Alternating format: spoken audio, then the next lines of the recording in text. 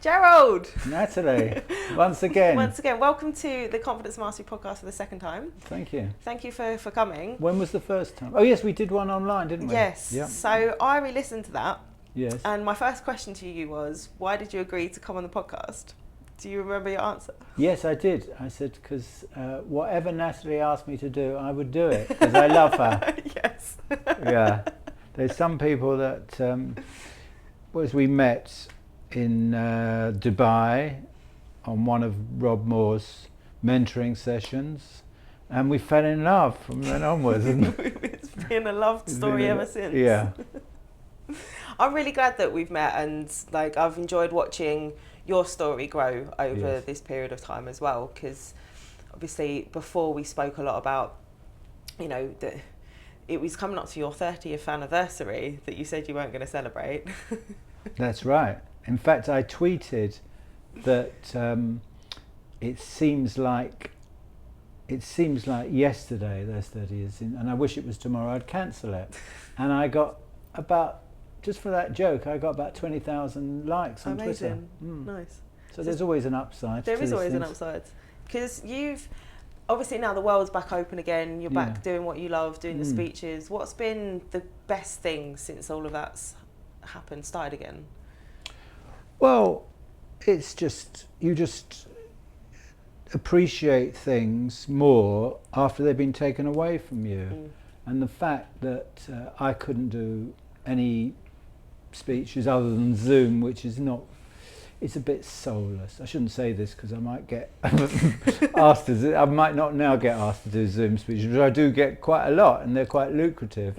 But it's not the same as, you know, like I went up to Cardiff on Saturday night and met a whole load of people, and people tend to ignore me till I make the speech, and then they love the speech, and then they surround me and everything. They want photographs and stuff like that, and chats, and compare me to their fathers or something like that, and get a lot of compliments, and that, it's all of that camaraderie that split up. When I had my jewellery shops, I much enjoyed that more than when I had my online jewellery business. It's just, apart from which one's more profitable, which is normally the online thing, but it's just the fact that you don't meet enough people, and you know, I like engaging with other people and chatting. Me too. Like that, you can't be the in-person stuff, can you? No, you can't. And although, you know, I made the most of those 2 years or whatever it was. It was, you know, I took up walking and stuff like that, which you could laugh about, but it's very therapeutic. I mean, I already do my cycling 25 miles a day and every day anyway, but I added walking to it, and just the more you do things like that, the more happy you become, and also you get a lot of really good ideas when you're walking around. You know, you don't get great ideas when you're sitting in the boardroom or you know, having in the office. You tend to come up with innovative schemes when you're walking or cycling, because your brain's not focused on or maybe like the problem you're trying to solve. I always find that too. You step away from things. Exactly. You're under pressure when you've got all your colleagues around you to come up with things, and you can never, you know, somebody comes up to you in a room, it probably doesn't happen to you, you're too young, but me being old, probably comes and I can't think of their name because I'm under pressure to think of their name that second, because they're walking towards me and it's too much pressure. But then when they've left and I'm wandering around on my own, of course their name comes to me, because you haven't got that pressure, and that's what it's like going for a walk. You haven't got the pressure of trying to come up with different ideas or solutions to things. I mean, we were in a board meeting and I said, I'm just going to go out for a walk. They said, well, this is a crisis, you can't go out for a walk. I said, I'm going to go out for a walk and have a think about this. And sure enough, as I went out for a walk, I came to the conclusion of what to do, which I wouldn't do in the boardroom. No, it gives your mind space to think. Yeah, without the pressure. That's why when I'm in the gym, I don't tend to watch the TV. I tend to, well, I listen to music, but that does allow you to think. But if you're watching the TV, you're not really, you're concentrating on that, and that is a waste of your thinking time. So are you back in the gym now then? Well, I left the gym, well, because it closed, and my wife wouldn't let me rush back because she said that I'd get COVID and die. So I said, well, I thought that's what you wanted, but that definitely isn't what she wants. No, because I've got to make a living, I suppose. But anyway, I do go. I didn't join again, but I do go. The trouble is that I was listening to this Desert Island Disc with Arsene Wenger, and the problem is when you're 73, you can't build muscle anymore. You can only maintain. It's so difficult to build muscle, and but it's very important that you do weights, and I find that you lose weight much more doing weights than actually cardiovascular work and stuff like that. And also, I think weights, if you're in the gym, you're actually going to push yourself a lot further than just cycling or walking. You know, I used to do those steps and stuff, staircase. Yeah, the Stairmaster, it's the worst thing in the world. Yeah. I hate it. I love it. I secretly love it. I secretly love it. Yeah, because you feel great at the end of it. It's all what it's about. Yeah, Stairmaster it's like a necessary evil. Yeah. But I do kind of love it. But yeah. So it's a bit like that's like the gym altogether with the weights. It's all a bloody nightmare, but you walk out of that gym and you just feel fantastic. Like you don't feel like with anything else. You never regret doing the workout. No, that's why you keep going back. I mean, I did have a health club, as you know. So I had the best of both worlds. I had a very successful business and I could work out every day. And that's what I loved about running the gym in Mallorca. There was no, I was there anyway. Yeah. So it made sense. And then when I was looking into opening one here, it became something that was becoming so stressful that I thought, am I then going to not enjoy the business I'm creating by doing that? And then I wasn't finding what I was wanting, and then it just kind of became, am I looking at this the wrong way? I should have gone for a walk. Exactly. Well, you know, when I lost my job, lost all my money, I did go on to Prozac, and the trouble with that was that, yes, it did alleviate the stress, but it softened your thinking. It took away the sharpness, because it makes your brain it dulls it down, which is what it's meant to do. So you don't get all this depression coming in. You become a bit of a glump in a way, although I'm not criticising that, because it obviously helps a lot of people, but it didn't help me, because I had to get back on my feet. I had to make money, I had debts and stuff like that. And it was then that I gave that up and started doing the cycling, that I got the best of both worlds. So it got rid of the depression, but it also sharpened up your brain. I mean, this was at a time in 1997 when people weren't talking about exercise in the way they do nowadays. It's been a huge shift, hasn't it? Yeah. It's because it's taken a while for people to. I've always felt, exercise is a nightmare. It's something that's unpleasant. It's a torture. These are torture instruments and all that sort of thing. There's always been this bad press about it, resistance.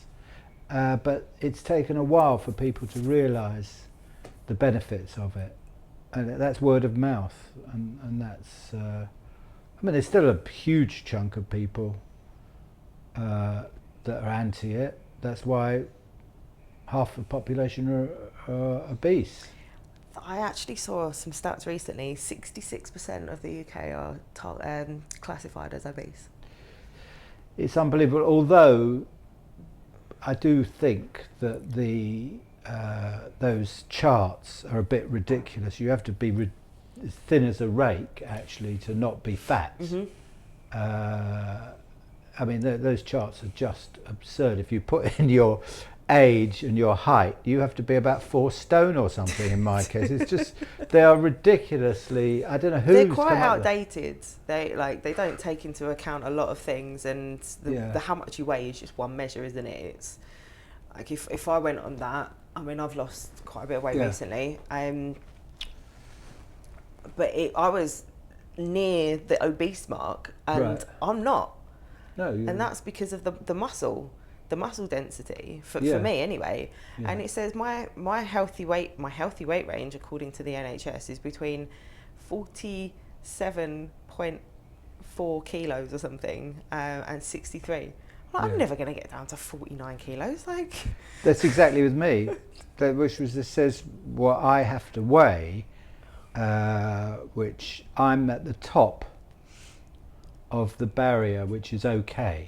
I'm not in the fat, but I'm still, it's ridiculous that I'm on the top of that, because I know that if I was any thinner, was a lot thinner, it would be unhealthy.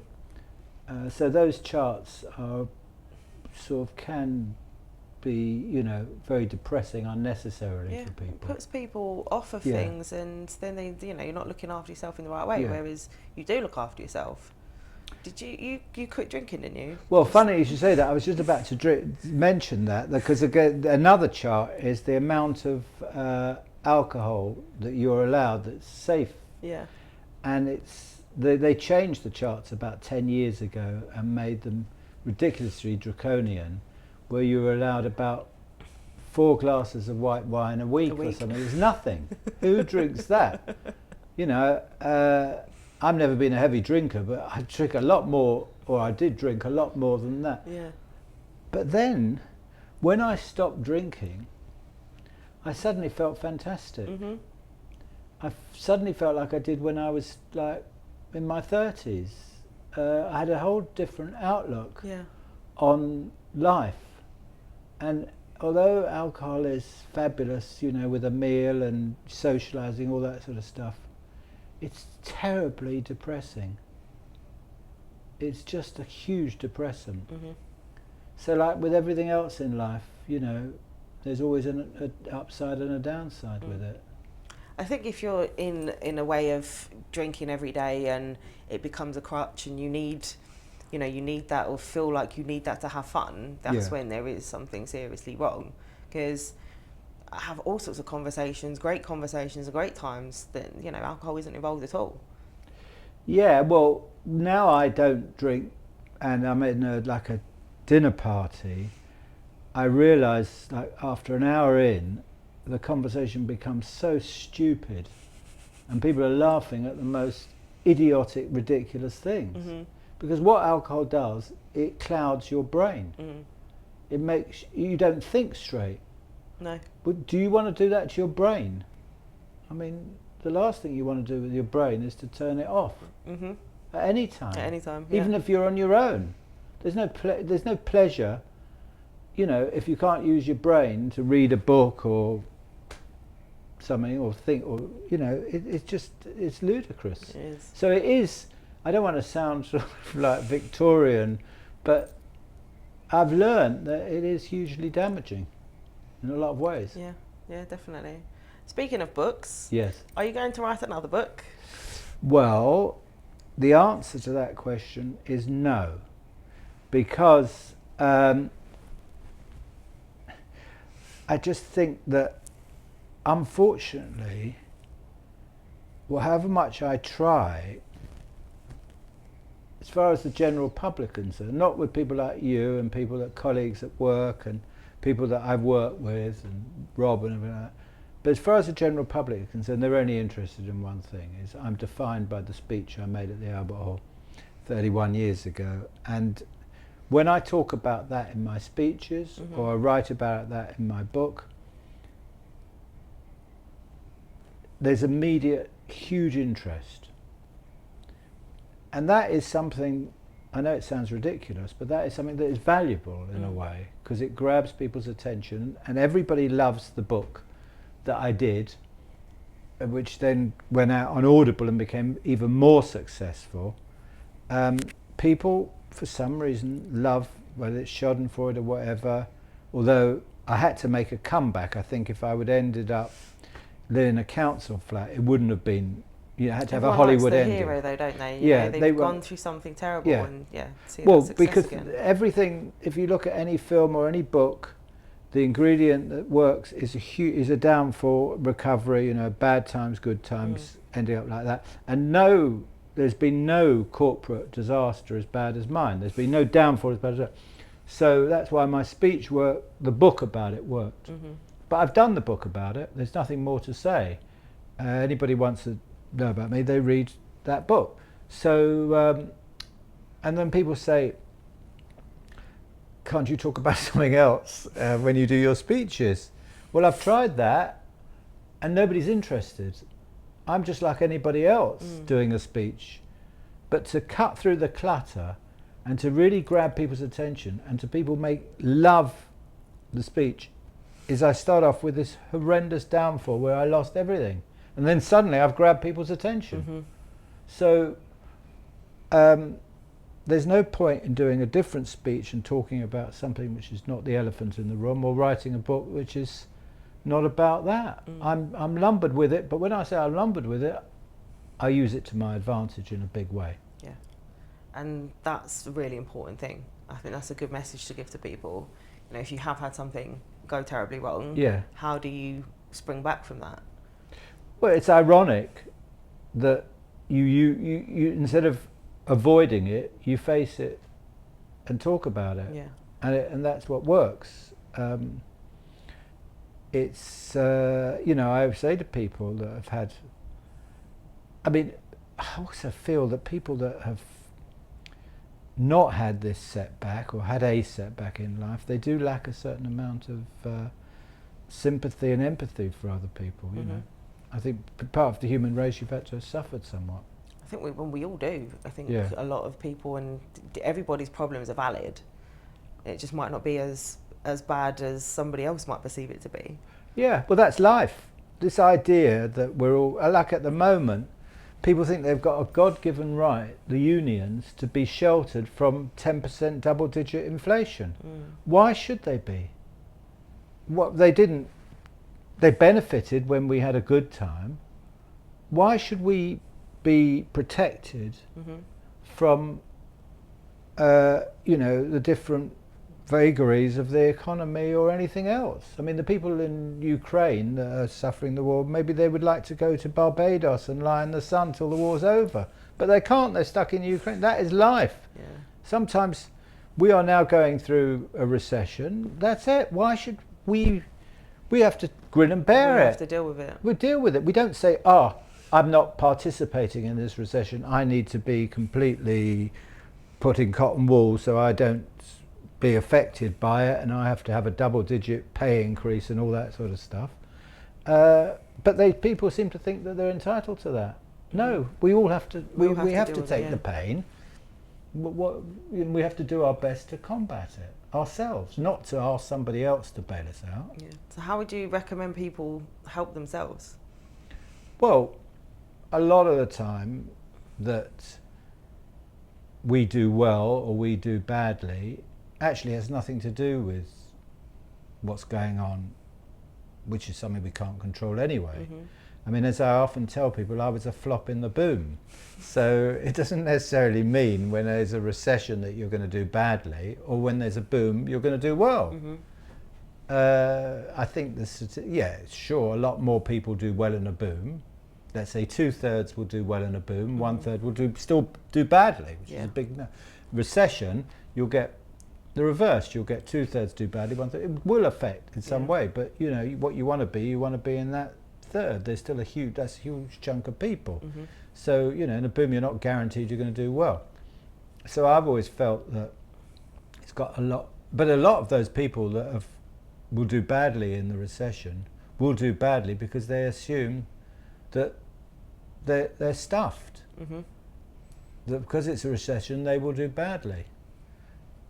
So I think that a lot of really successful businesses, I believe I'm right in saying more successful businesses have been started in a recession than in a boom, because of the fact that you've got that opportunity to acquire something at a knockdown price. I mean, Mike Ashley is not everybody's cup of tea, is buying every business for £1. And he has been doing that for a while, whether it's House of Fraser or posh business like there seems to be a lot of that going on. I'm seeing a lot of that online and saying, you know, buy a business with no money and all of this. And then I always think, because I know a few people trying to do this as well, and they don't want to buy them to turn them around. They want the already successful ones. So what incentive is there to an already successful business to sell for not for less money? Oh, I think that you've got a situation where people, if you've got a successful business, then you're right. I mean, there's no real reason why you're going to have to sell it. So, I mean, this week we've had jewels that have gone bust. Now somebody could pick that up. I believe, was it Next or somebody? I don't know. You can. And you can tweak a few things, revitalise it. I always ask the staff what's wrong with it. They tend to know. I always regard that the people actually working in the shop seems to know more about what's going wrong than the people in the boardroom. They seem to miss it. They're there it's sometimes blatantly obvious. You talk to staff and say, well, we only get deliveries once a fortnight replacement, and we're always 80% of our sales are coming from 20% of our lines, and those 20% of lines are always missing. It's something like that. Or, you know, we're not doing enough promotions and we're being beaten on price. The blatantly obvious, and often you just, in retail, you can tweet that, and within a few days you can get results. Turn it around, So a business that is failing enormously, and the difference in retail between loss and profit is sometimes quite a fine line, because you've got fixed costs and stuff like that, and you can be 10% up and be making a fortune, or 10% down and losing a fortune, or even less. You know, the swing, you just have to swing it to go into profit. But the answer to your question is, why do people sell successful business if it's doing well? Well, because they need money, because they've got another business that isn't successful, or they've got. What happens in a recession, is that interest rates go up and they're pressurised in some other way. I think it was Poundland, or one of those pound things, were doing very well, but they went into receivership because of their European problems. And you get a lot of these opportunities. The only trouble is, you know, with most businesses, to turn them round, you do need cash to invest. Businesses are, especially retail, demand huge injections of investment. And if you look at a company like British Home Stores, they suffered from the fact that nobody put any money into that business. And you looked at the decorations, the ceiling had tiles hanging down, or lights that were out, or the carpet was dirty, things need, or there wasn't enough stock. You know, you need to throw money. You have to make the right decisions, but you also need to throw money at a business to make it successful. What do you think people should be looking for, like, in a time like this? I keep hearing, or we hear, how to recession-proof your business. Can you recession-proof anything? What should we be looking for? Well, the danger of cutbacks is that if cutbacks were a good idea, well, why didn't you do them anyway? You know, if you can survive without spending all that money on this and that, whether there's a recession or a boom, why waste money even in a boom when things are good if you don't need to? So the idea of cutting back on stuff, I mean, like Twitter, Elon Musk is getting a lot of flack, and of course so am I. And if there's at least 50 tweets a day comparing Elon Musk to me, which I'm quite happy about actually, but they're not doing it in a nice way. So he's taken my mantle and stuff like that. But Twitter had too many staff. Why do they need thousands of staff on Twitter? Even the old board said that there were too many staff. Yeah. So I don't understand the thinking. Why does it take a recession or a difficult situation? The fact, well, this is because he's put in 37 billion into it and he needs to justify that cost, which the old Twitter regime didn't need to justify, but he needs to justify his investment. So he's saying you don't need as many staff. But why did they have the staff in the first place? Why did they have all those overheads in the first place? You don't understand it. Doesn't make sense, does it? No, it doesn't make sense. So it's got nothing to do with good times or bad times. It's either a good idea to have this or it's a bad idea. Because there's been a lot of the big companies that have laid off a lot of people. Yeah, well, my businesses have always succeeded actually when I've not cut back, when I've increased staff, when I've increased the amount of stock that we carry. I've always felt that cut back, and I'm trying to almost sound like Liz Truss, which sounds ridiculous, but you do need growth and you need to spend money to accumulate money. Yeah. Invest to accumulate. You don't actually generate success by cutting back. No. I mean, obviously you can't waste money like the NHS. I mean, the NHS just throw money at everything and it's just wasted. Well, they wiped off the £13 billion debt that the NHS had at the beginning of lockdowns. You could give them another 30, which we're going to continue to give them into this black hole, and it will be completely wasted. The answer to the NHS is certainly not giving them more money, because that's proved the more money you give them, the worse they become. I mean, there's this guy that was talking about that the nurses were getting bad backs by turning patients over. So they came up with a cellophane bed sheet that you put under the patient, and by pulling the sheet could turn them over. Now you could buy these things for like 2 a penny a sheet of thing. But no, because it's the NHS, they went through various different companies and ended up paying £5 a sheet.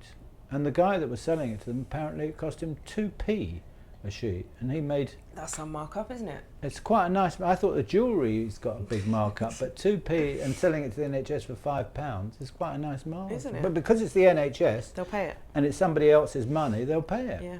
I think 45% of all our taxes go to the NHS. Really? Yeah, it's just a phenomenal amount. That is vast. It is totally... And, you know, everyone says the politicians stand up and say, where the NHS, especially the socialists stand up, Labour, and say, it's the envy of the world. If it was the envy of the world, why the hell is nobody else doing it? It's a fair point. Why has nobody copied it, No. if it was such a good You have idea? to pay for it everywhere else. But then I see we have paid for it, we are paying for it. You just don't see that you're paying for it. Well, we are paying for it big time, because I'm 73, and in my lifetime, and I've been through like difficult times. The 1950s after the war, there was tremendous poverty. People were still living in prefabs. The 1970s was horrendous, but never has tax been as high as it is today. This is the highest rate of tax in my lifetime. And that is not because of the war in Ukraine, or because of Brexit, or because of COVID. It's because of the NHS, to be honest with you. I mean, I know I won't be popular by criticising it, but if we carry on saying how wonderful and clap the nurses and carry on saying how wonderful it is the whole time, nobody's going to actually deal with the problem that we've got and start running it like a proper business. That's exactly what it is, though, isn't it? Of course it's a business. It's one of the biggest businesses. I think they employ more than the Red Army in China. What would you say the solution there is then? Well, I would say that if you give everything for nothing, people are going to abuse it. And I think, and in the end, nobody benefits, because if you've got, this is not a great place to have cancer. It's apparently the worst place in the world, which sounds ridiculous, but it is. Really? Yeah. So I would charge. Obviously, if people are really, there is a chunk of the population that wouldn't have to pay for it, or disabled or whatever. But I think the vast majority, 80% say of the population, should pay for certain things, not for big operations or stuff like that, but to go and see their GP, they should pay 20 quid, something like that. Why should that be free? Why should you have your ears syringed if you're a multi-millionaire for nothing? I mean, there's a certain chunk of things that it's just ridiculous that we give it away to people like myself who could afford to pay for it. So do you pay for it? Well, the thing is that I did have a doctor who I paid to go to see, and then I thought this is quite ridiculous because he's doing NHS patients and he's doing private patients, and there's no difference. There's absolutely no difference. It's the same surgery, it's the same office, it's the same doctor. Why am I private?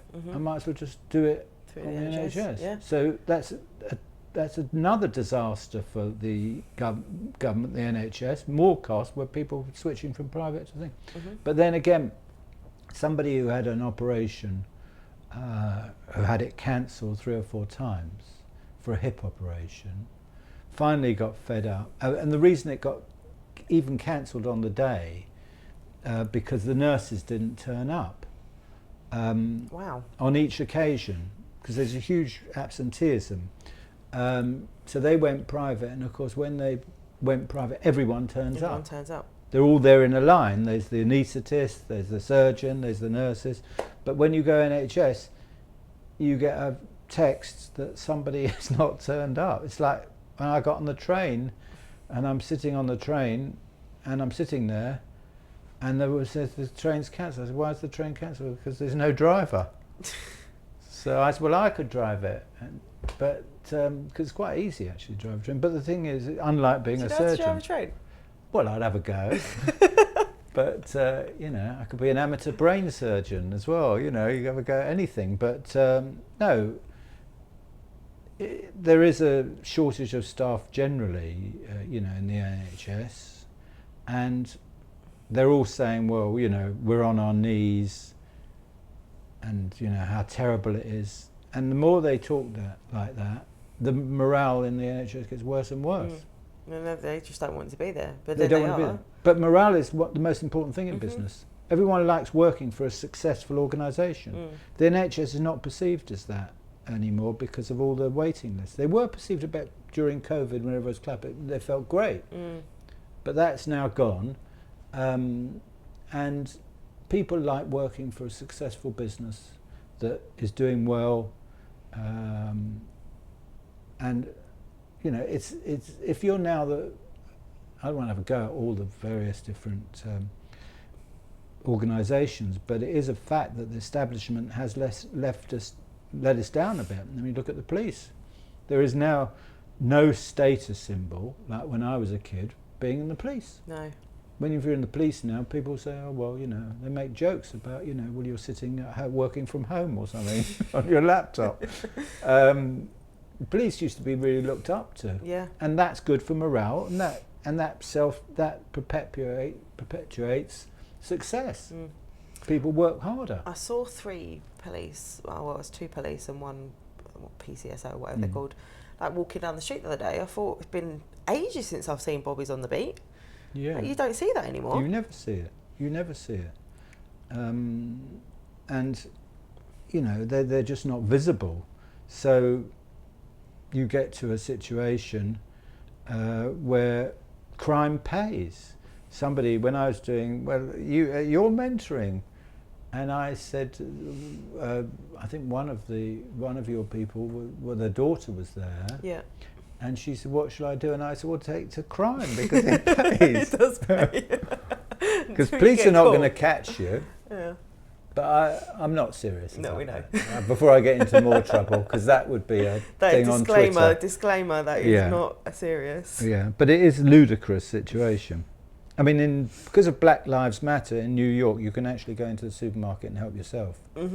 and you will not get prosecuted. You won't get it. No, I've No. seen loads of videos of people just Yeah. stealing, and it's allowed. Like, They're allowed. It's ridiculous. They will not prosecute. It's ridiculous.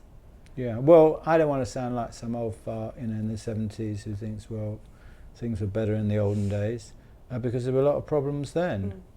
But I do feel that the public sector in the UK is not working, it's not fit for purpose at the moment.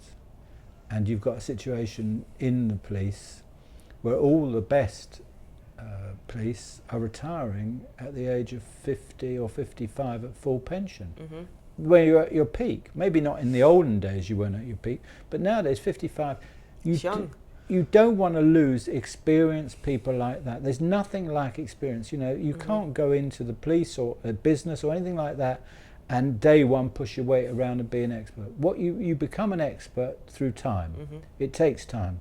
Whether you want to, it's just like learning to be a doctor or a lawyer. It can take 7-10 years, and then even then, when you start you're no good, it takes another 5 or 10 years, and then you become really good. So what happens in the police, just when you become really good, you retire. Yeah.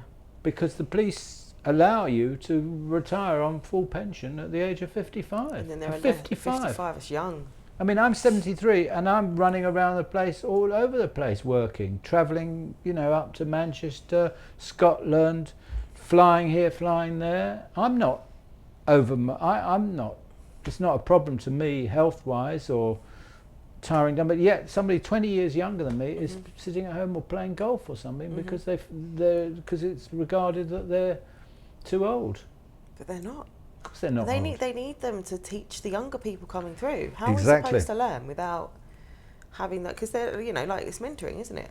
Exactly. You pass it on. I learn everything from older people in the business, which I listen to. What would you say was better, say, in the 70s to now? What was better in the 70s than now? Well, we didn't have any social media at all, and if ever there's inaccuracies, it's on social media. I mean, there was a situation when David Cameron was Prime Minister where he said something about cutbacks in the army, something, and the Daily Mirror interpreted it that things like the red arrows was going to be ditched, and the Daily Mirror ran the headline that David Cameron is axing the red arrows, and the Tories phoned up the Daily Mirror and said, we've never indicated that red arrows are going to be axed. Why have you written this? David Cameron didn't say that at all. And they said, oh sorry, well we'll correct it. So the next day the headline of the Daily Mirror is, Daily Mirror is victorious in their campaign to stop David Cameron ditching the red arrows. So that's the way, the disingenuousness of the press. Now, I never thought anything could get worse than the Daily Mirror, but it has. Social media, Twitter, what they say about me is completely inaccurate. I said all my jewellery's great. I never mentioned my jewellery. No. The company went bust.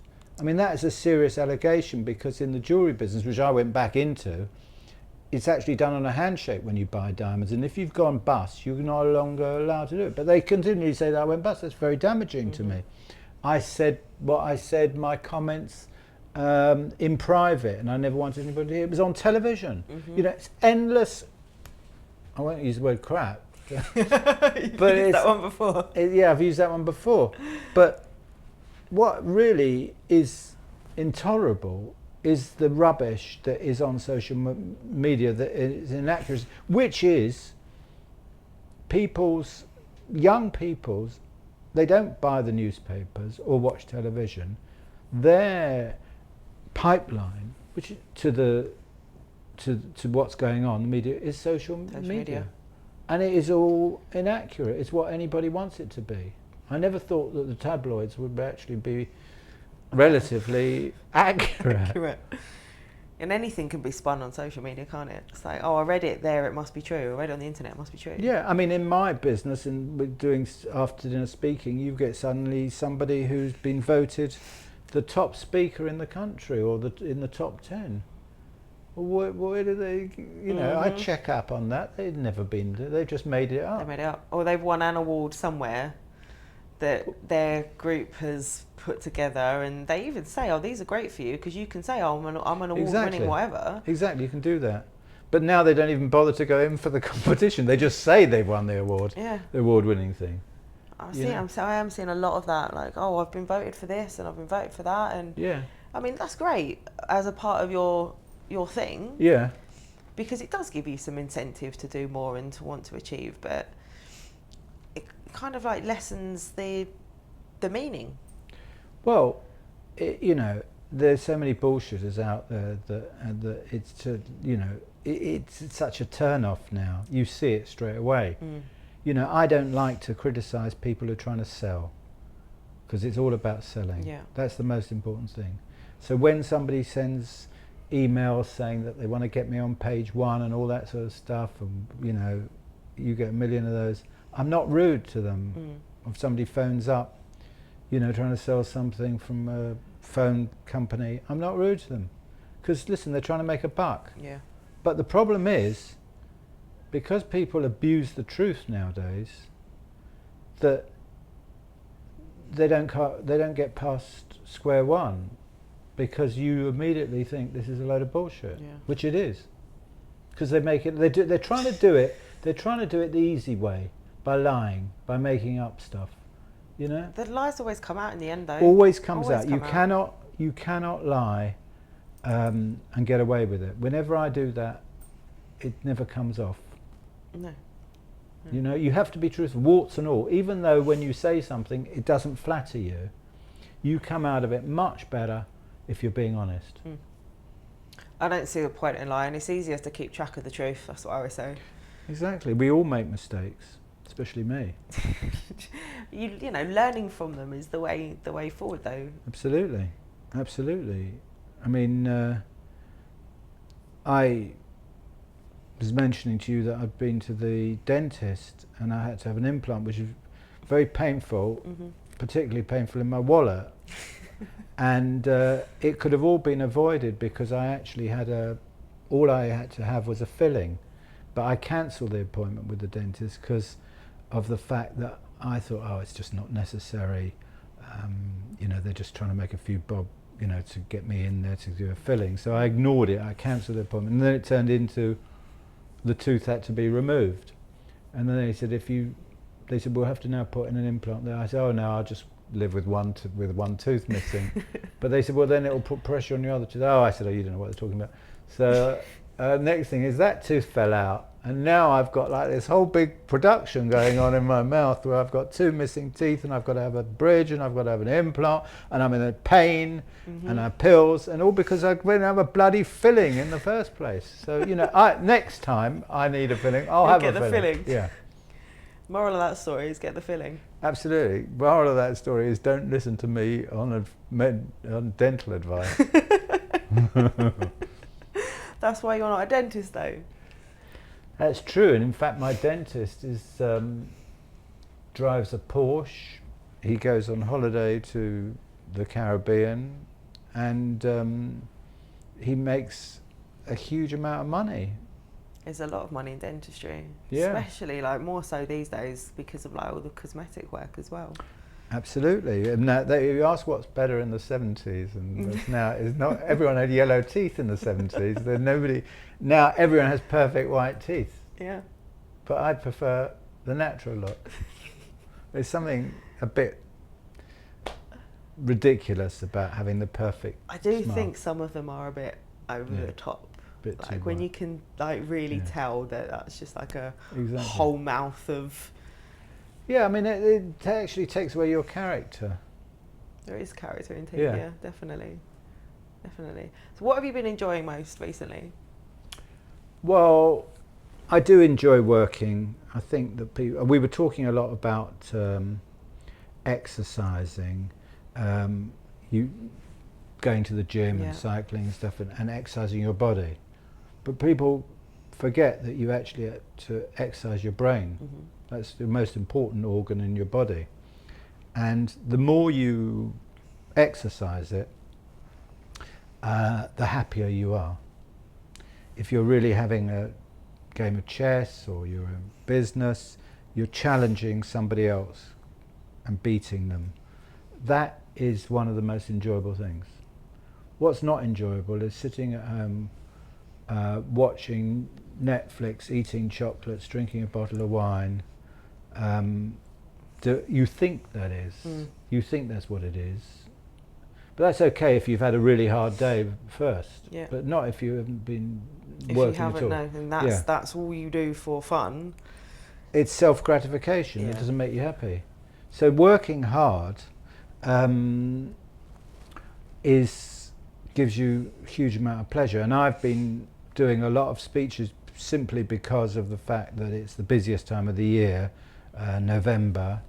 And you know, I recently did 3 in one day, and I actually wasn't worried about making the speech. I was worrying actually getting to the venues on time. Is that a breakfast, lunch, and a dinner? No, it was a speech in the afternoon for an insurance company, and it started off late. The first speech was 4 o'clock in the afternoon. Oh, wow. You did 3 in one day, and that was in Pall Mall, and for an insurance company.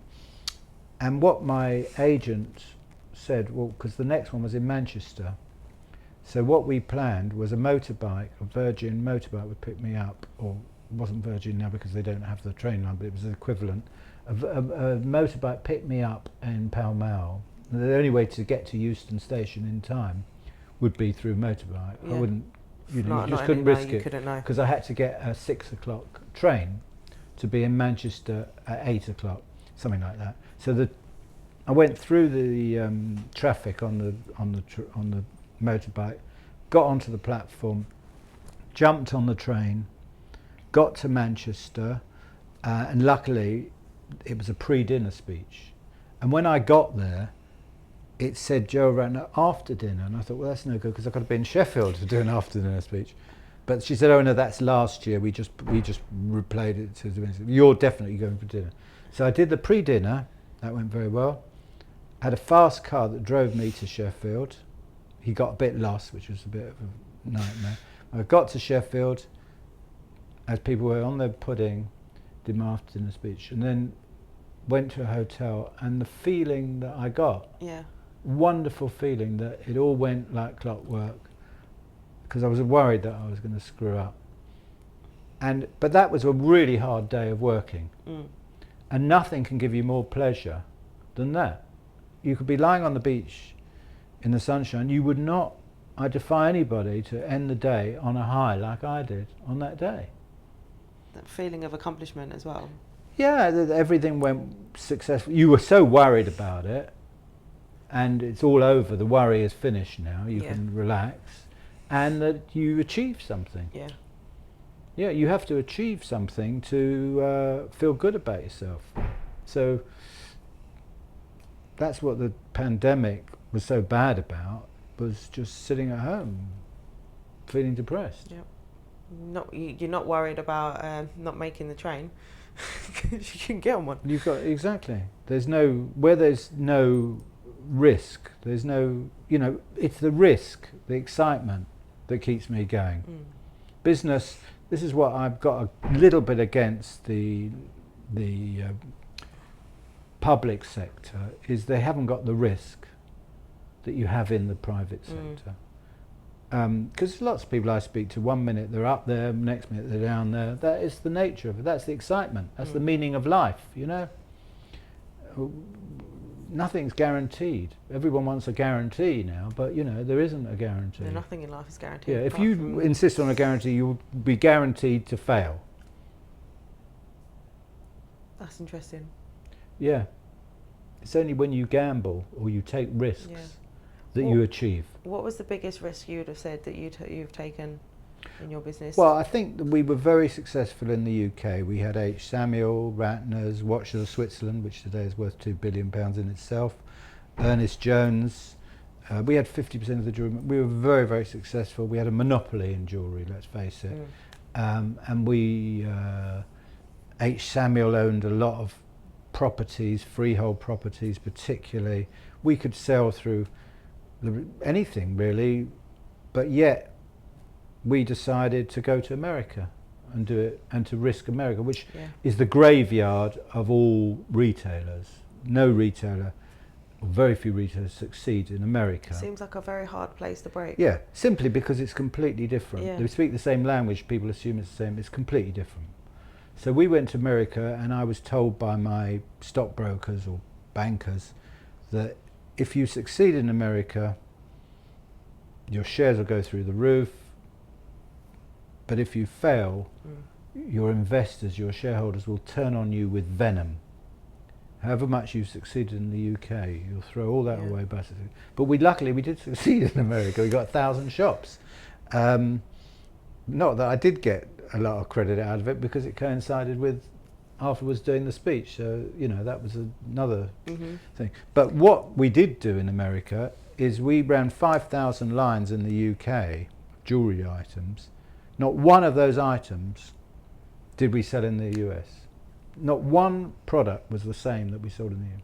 Everything was different. The staff, the way they sold, everything was totally different. And that's why we succeeded. Yeah, it's a different experience there, isn't it? It's different experience in every country. Every country is different. People are different. I mean, the Americans might as well live in igloos for how different they are to us. I mean, people make fun of Donald Trump because the British see him as a complete idiot, because British people don't talk like that. But actually Donald Trump is a highly intelligent person. I know it doesn't come across like that because we don't say things that are crass like that, but because we're more reserved. It doesn't mean to say that I wouldn't. I've met many American businessmen that are similar to Donald Trump, very big egos, and very successful. Yeah. Very, very successful. And they celebrate success there. They do celebrate success, and they also celebrate failure, strangely enough. Even you're not taken seriously unless you've been in Chapter 11, as they call it, because they feel that, you know, you have to be gone round the block a few times. And they often, I find that the best kind of successful people do make it back, because you've got that mindset of, I've had this, I can do it again. Even if you go through a period of time of darkness where you can't see the light at the end of the tunnel, but it makes you a stronger, more resilient person. Yeah, I mean, you get written off in this country. You're a failure, you're a failure. You're not given a second chance. In America, they like it. They feel that you're not going to make, as you say, you're not going to make those same mistakes. And they're right. Other than that speech, like what was a mistake that you could have not made? Well, as I say in my speech that I do, that people only know me for that one mistake that I made at the Albert Hall in front of 6,000 people in 1991, which is a bit unfair because I made lots of mistakes that I'm not credited for. Well, one of the mistakes that I made was that we opened up shops in Holland, and the jewellery business is all about Christmas. We lose money for 11 months of the year. We only make a profit in Christmas. So Christmas came around in Holland and the sales were exactly the same as they were. There was no uplift. So I'm thinking, what's going on here? What? It turned out, go on. It turned out they don't buy Christmas presents. They don't buy Christmas presents? They don't buy Christmas presents. I won't turn around on camera and say they're very mean, because that'll be a typical Ratner comment. But they're very mean, the Dutch. They're lovely people. I adore the Dutch. Yeah. But they're very careful. They don't throw their money around and get into debt like the Americans do or the British do. It's like a big fuss Christmas, isn't it? You do see people go into like overdrive, crazy. Yeah, and you would give a present to somebody for 20 quid that they'd just throw in the bin. They'd never use it particularly. And they'd give you something for 20 quid which you'd also never use. So you both lost 20 quid. Like, I like wrapping gifts, and I like giving gifts to people. I don't like shopping for them because I don't like shopping. But I do think it has become so commercialised that these gifts don't often mean anything. So why don't we do other things like spend time with people? Well, that's even worse. Well, no, that was a joke. The thing is that you know, it's, I suppose what we look forward to now is Christmas, because the summer's over, the autumn's over, and it's a miserable time. And that's why I always think in Australia, they're not as lucky. It's a great time to have Christmas, because it's a dreadful time. We've got January afterwards and everything, and it breaks it up a bit. And it is nice spending time with people when they come round at Christmas. And my wife is a very, very kind person. She's inviting people that she actually felt sorry for, because they don't have a lot going in their life. Right. I hope they're not watching this podcast, because they know who they are. I was going to say, what are your plans for Christmas this year? Yeah. But the Christmas, if you look at retail, it's all about Christmas. I know it is all the jewellery, but even retail generally, that is, Britain is a wonderful place for shops, for retail, even now. But it's only because people in this country go mad at Christmas. If it wasn't for that, Holland's not a great place for retail, because they don't have Christmas. It's Christmas that makes retail. People go mad, as you say. That's the time that they have to spend. You see them, and a lot of it is done actually on the last minute on Christmas. Every year it's later on Christmas Eve, and you see that they're desperate to buy. I mean, what a wonderful thing. You've got a shop and people have got to spend their money. They've got, you know, when they come in, you don't even have to be nice to them, because you know that they've got to buy that present. Yeah. It's almost like we need a shop, to own a shop for one day of the year. Well, that actually, Natalie, that's a good idea. We should do that together. We should open up a jewellery shop just for Christmas Eve. Christmas Eve. You'd have to be pretty bad to not make a profit on that one day. I think that's something to talk about. It is. What's in the future for you then? What are you planning? Well, I want to carry. I did retire. It wasn't a voluntary thing when I lost my job at the age of 42. And as you know, I spent 7 years in bed. So that was my retirement. So I want to avoid that. I've had that retirement now, so I want to carry on till I drop. Yeah. And I love doing the speeches because of the fact that I meet a lot of people, interesting people, and the fact is that I know that people like to hear about this particular story, because it resonates with them, because everybody has aggravation in life, in business, and they come up to me and say, my bank foreclosed on me yesterday, but you've really cheered me up. So, you know, I like cheering people up, and I know that before I even get on that stage or wherever it is, that it's going to go down well, because I've done it so many thousands of times before all over the world, and people like it. I was in Dubai, they didn't even know who I was earlier in the year for a lighting company. Yeah. But they loved it, because they loved the fact that I went flat on my face and lost $1 billion. That's something that, you know, if you can say that, can they? No, you know, everyone's lost like 1,000 quid or 500 quid, but that makes you feel good that somebody owes $1 billion. You actually owe your bank $1 billion. So, you know, so I love telling that story and going round, and but I am getting a bit old now, and a lot of people are interested in younger people and stuff like that. So it's a challenge to keep going, you know, to still, and you have to market yourself, you know. You have to, you know, you've got social media, LinkedIn and stuff like that, and you have to keep talking about it, because otherwise, you know, you're not going to sell anything unless you start shouting about it. You know, if you've got something to sell, you've got to shout from the rooftops, and whether it's a speech or whatever it is. So I want to just carry on doing what I'm doing, just purely because of the fear of having to play golf or listen to ex-policemen who've been retired for 30 years and listen to their dirty jokes, or British Airways pilots who've retired, and mixed with all those golf people with their Pringles sweaters, you know, and their Jaguars and their white hair. I just can't face that. So it's the fear of being part of that retirement brigade that keeps me going. That's interesting. That's quite nice. and you thoroughly enjoy it. I do enjoy working Yeah. for reasons that I've given. Yeah. You see people who've stopped using their brain and they become vegetables, Mm-hmm. which is obviously what a vegetable is. It doesn't have a Exactly. brain. It's not a way to end life, is it? No. I think, there's so much to be done and to be seen in people's lives that you can have an impact on.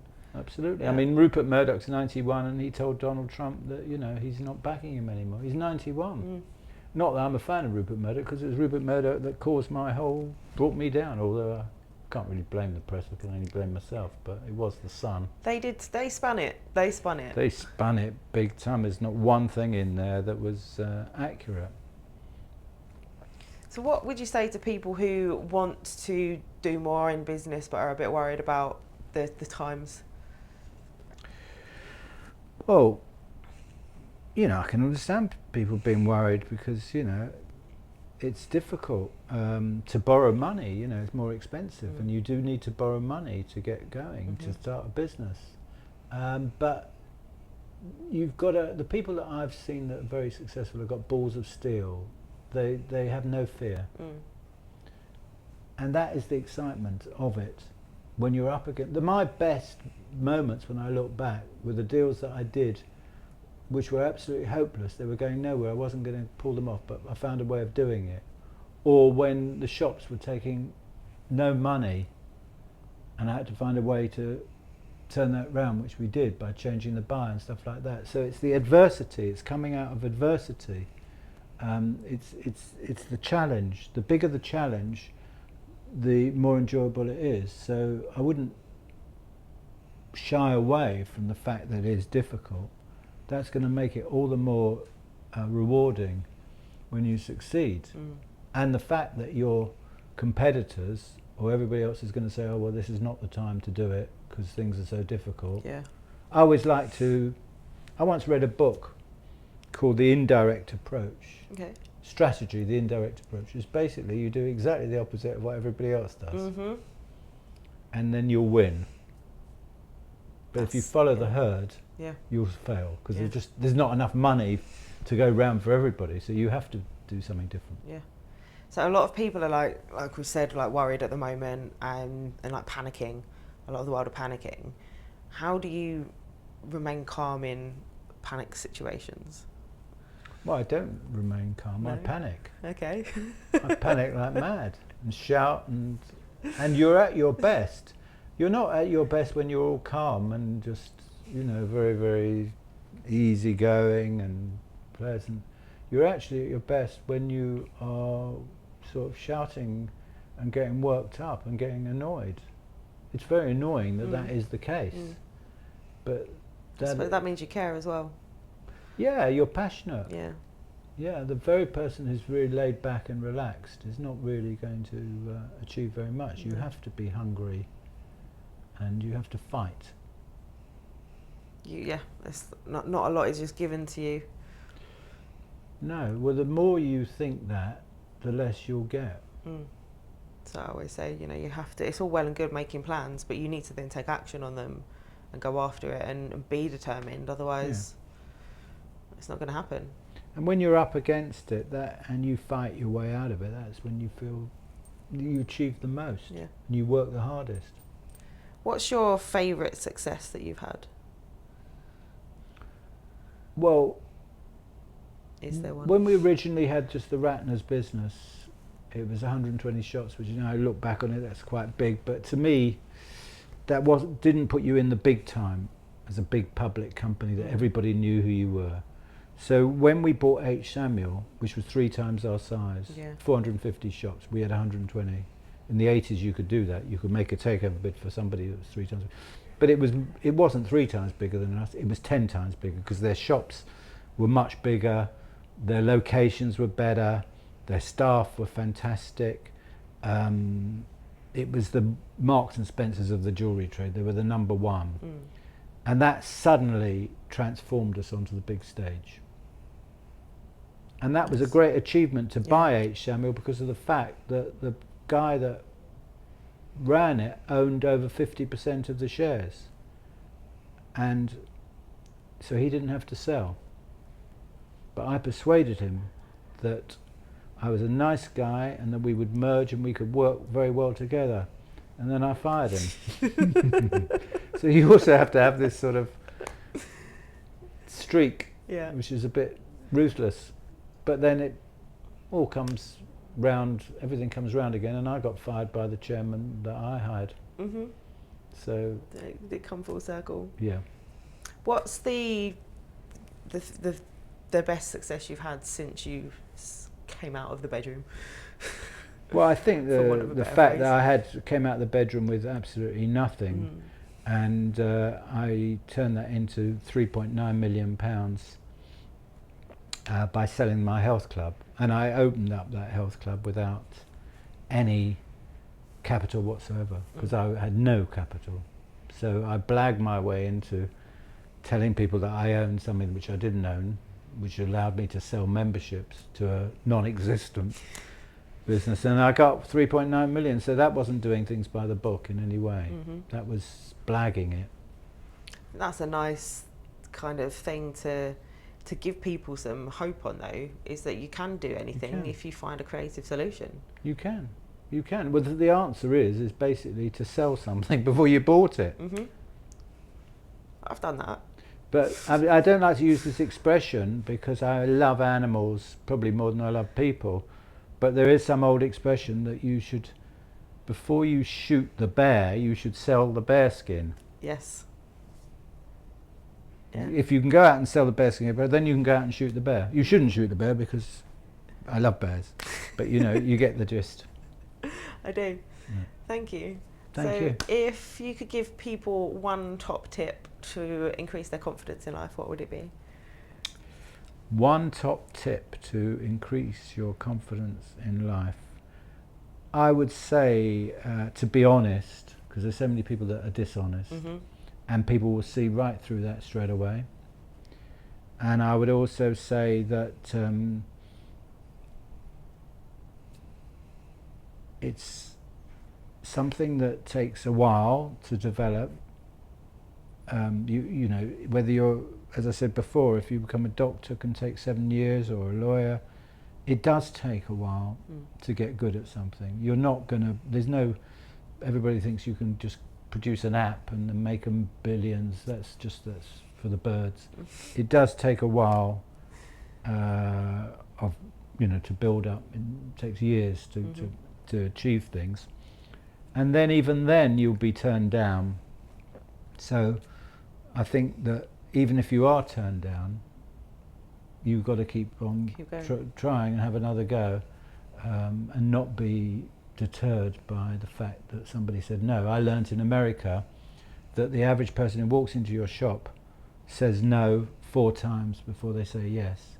So if you're working in a shop selling a diamond ring and somebody says no, I don't want to buy it, and then you say something else about, but this and that, because the fact is that when you're selling something to somebody, they don't know themselves whether they're going to buy it. They haven't got a preconceived decision that they're definitely going to buy it or they're not going to buy it. They make up their mind on the basis of what you say.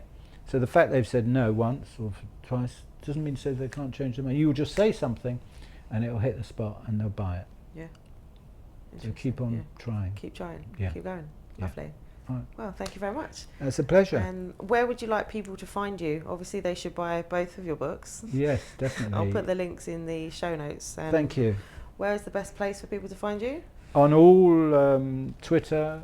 Twitter. Is that your favourite? No, it's my worst. It's your worst. I hate it. But it's something like, it's like cheesecake.